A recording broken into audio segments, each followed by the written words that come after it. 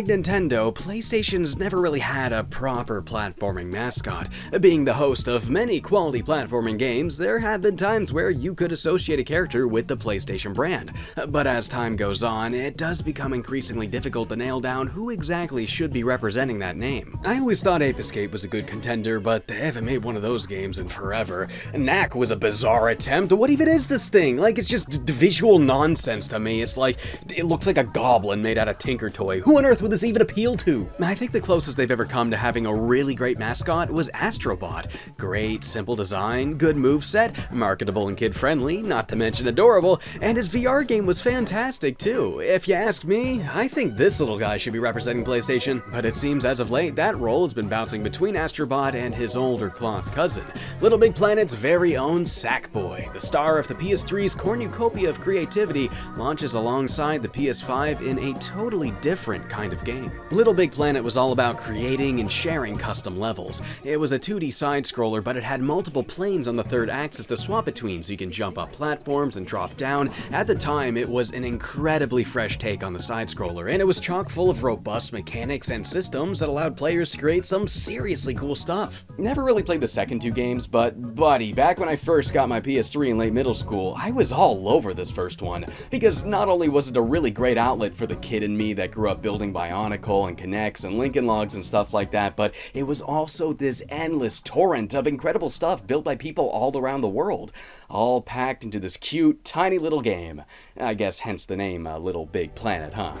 I have always adored Media Molecule for their unparalleled knack for squeezing those creative juices out of their players. Their latest game, Dreams, is like the ultimate version of that idea. It gives people more freedom than ever before, and I really do mean that. You can model things from scratch and straight up program your characters and settings to literally be whatever you want. I mean, I was able to make a freaking Yume Nikki fan game based on some of my own dreams in this thing. So with all that said, it was really interesting to me when they announced this Sackboy game, because usually spin-offs journey into totally different territory, like mini games or kart racing or something like that, but no, here's a spin-off that stays within the platforming genre, just with totally different execution. With Media Molecule being busy with their other projects, I guess PlayStation had to source this one out to Sumo Digital, and these guys got a track record for kinda just doing whatever. Some Sonic racing games, oddball sports games, they did make Snake Pass, that was a really cool platformer, very unique, and now I guess they're busting out a Sackboy spin-off as part of the PS5 launch lineup. But I don't know, it feels really weird seeing a series that's so widely known for making stuff being turned into a game where you don't make much at all.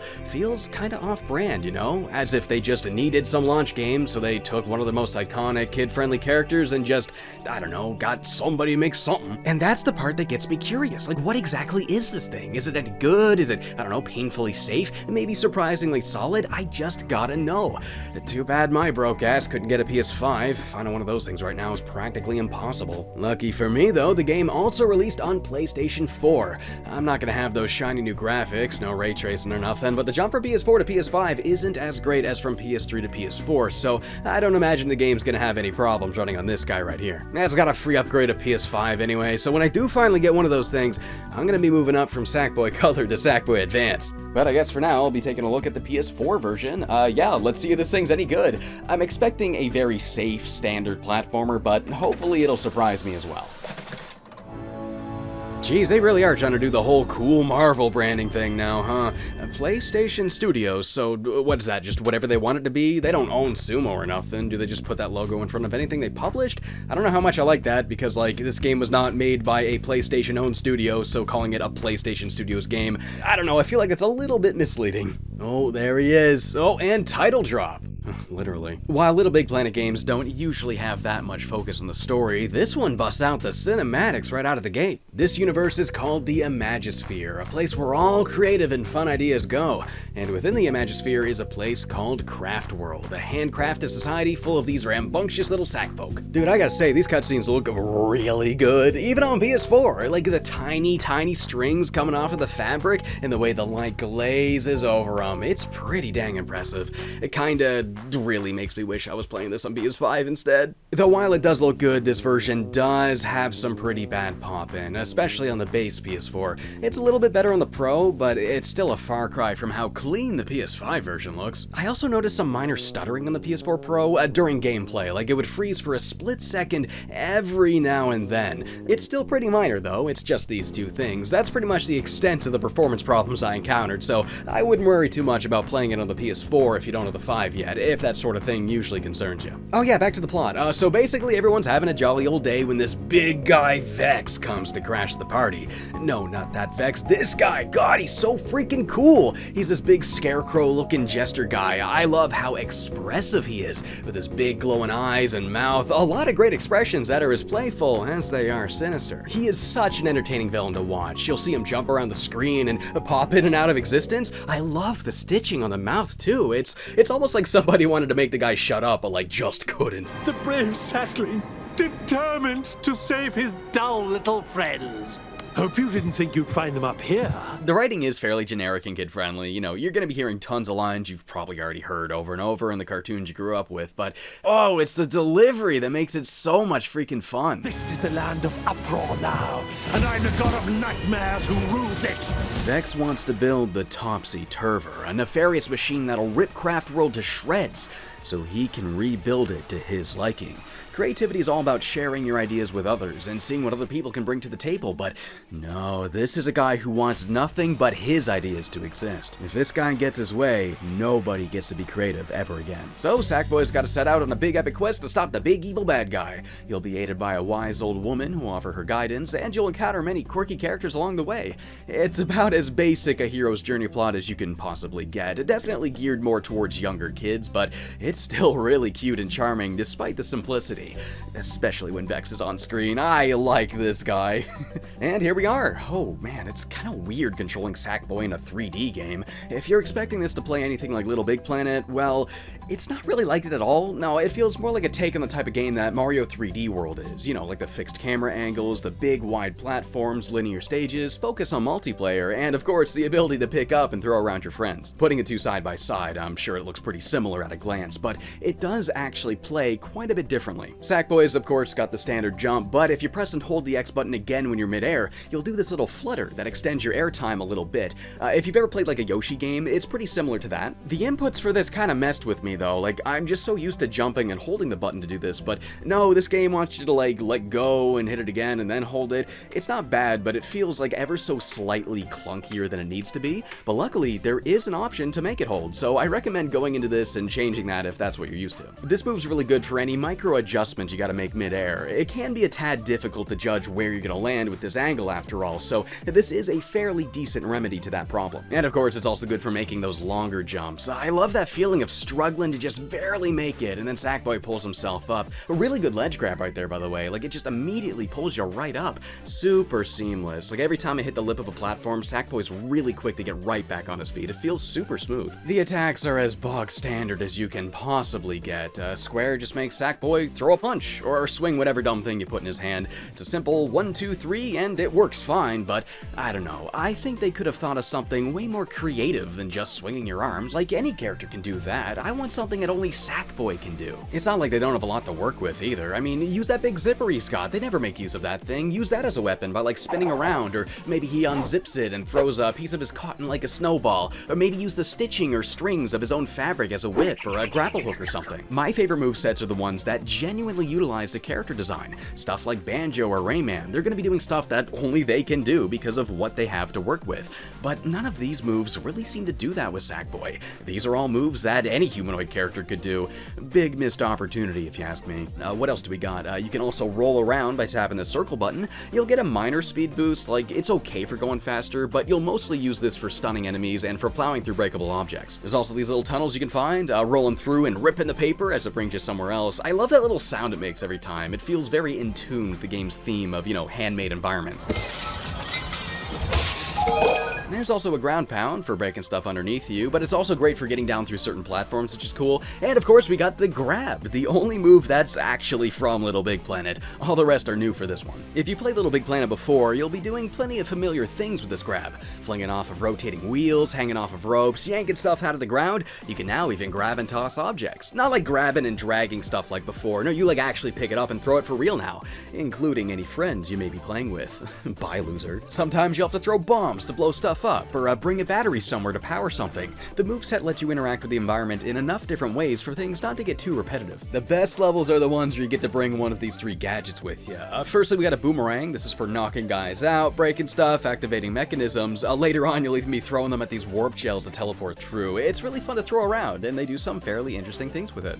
Secondly, we got a grappling hook. Ooh, this is my favorite one. You'll be swinging around all sorts of obstacles, turning that momentum into a big leap forward, which they ramp up later on by combining it with other stage gimmicks, like these bubbles you gotta pop in and out of. The last one's probably the least interesting one, at least to me. It's just a laser gun and jetpack combo. You can shoot stuff and break stuff and fly around, and that's kind of fun, I guess, but I just feel like it makes the game really easy and doesn't really offer as many fun obstacles as the boomerang and grappling hook do. I was actually fairly surprised by just how many different ideas they fit into this game. The earlier stages will feel pretty basic, but later on they'll start introducing more and more obstacles before combining them to make some seriously cool levels. My absolute favorite one are these jellyfish guys you gotta bring around. They'll materialize the level within a short radius. It's very similar to the Bulbberry power-up from Galaxy 2, but instead of riding around on Yoshi, you get to pick it up and throw it around and try to position it where you need it. It is so freaking cool. But despite having some really cool obstacles, the game doesn't really ever get that challenging. The movement is fairly slow and the platforming is still pretty basic. It's more of a casual experience for sure, more like a fun little stroll through some really crafty environments. That's a highlight actually, the presentation. Wow, you can tell they put a lot of work into this thing.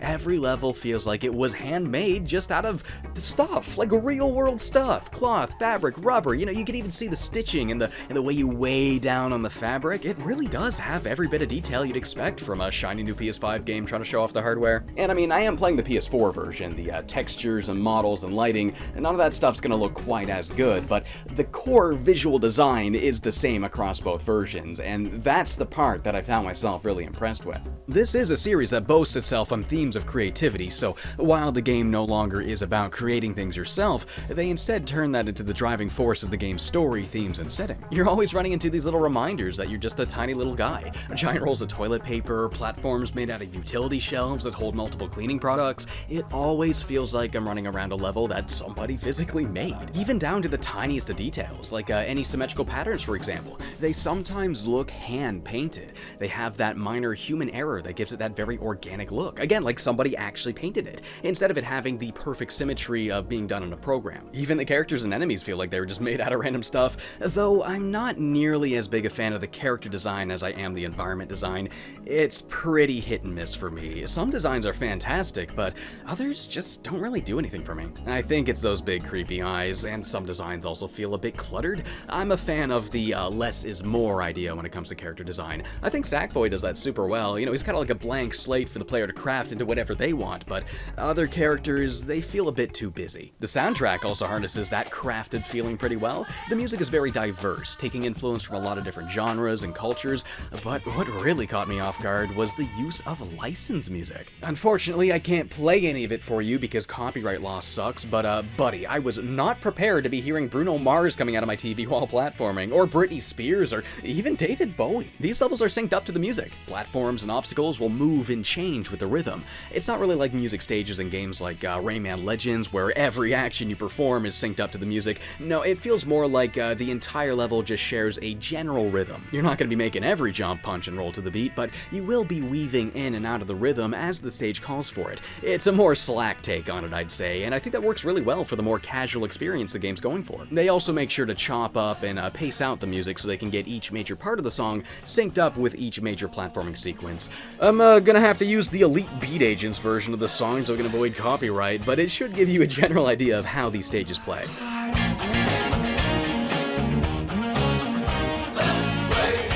Sometimes they get really sneaky with the licensed music. It's like they'll trick you into thinking it's this original orchestra piece, but then it's like, wait a minute, this is frickin' Madonna. When you're jumping on through and you're grooving to the sick electro music and you're like, why does this remind me of Evangelion? Oh my god, it's a Frank Sinatra remix, wow. Fly me to the moon and let me play video games. Like every time I play this game with somebody, we always get to at least one level where we have that moment where like, we look at each other, we look back and it's like, wait a minute. Sackboy stays pretty true to the series with its focus on multiplayer. All of the main levels can be completed with just one person, but chucking in a friend or two will add a lot to the experience. You can throw each other up to areas you can't normally reach, or work together to get as many points as possible so you can unlock those costumes. This game plays so differently, yet I still felt like I was getting that same goofy experience I would get from Little Big Planet's multiplayer. The way somebody wins at the end and the game tries to take a picture of them, but the other players can try to steal the trophy or ruin the photo, and all the different emotes you can do and the different ways you can interact with the other players, it almost makes finishing a level just as much fun as the level itself. There's also a handful of levels that do require 2 players, but they're totally optional. You don't have to play them to finish the game.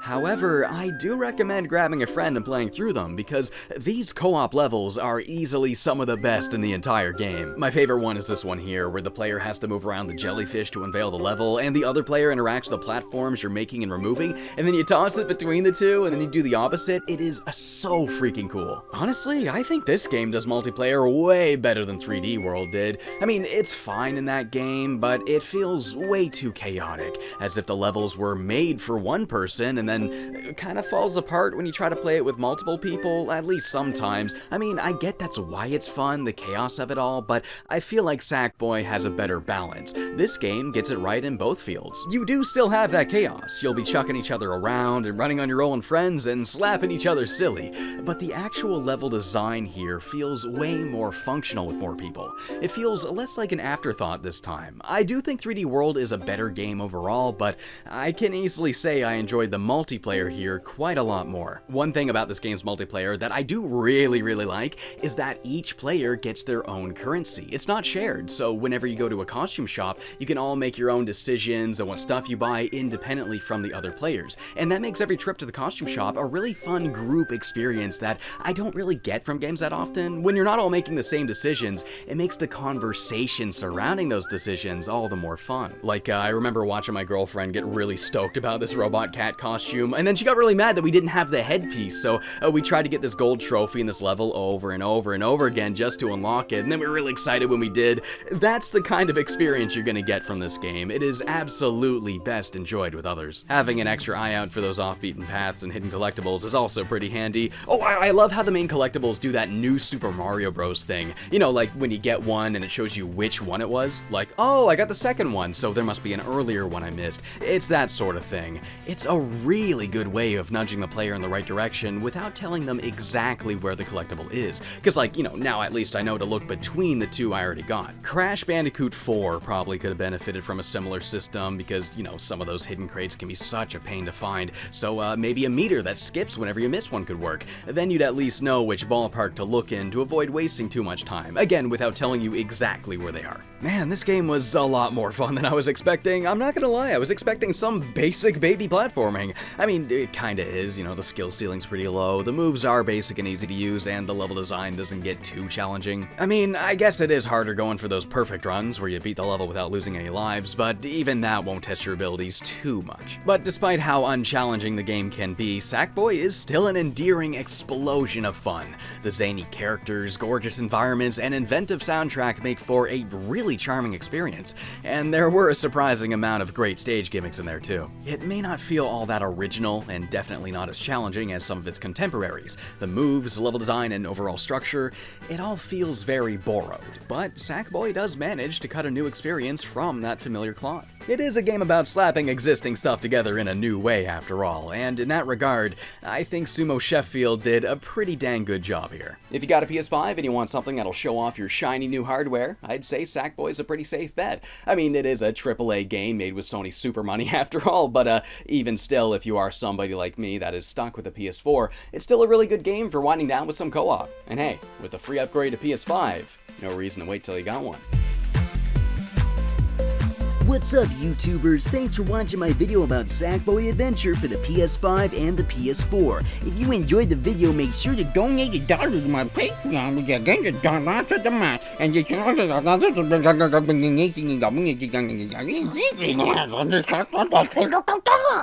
I hope you have a good night.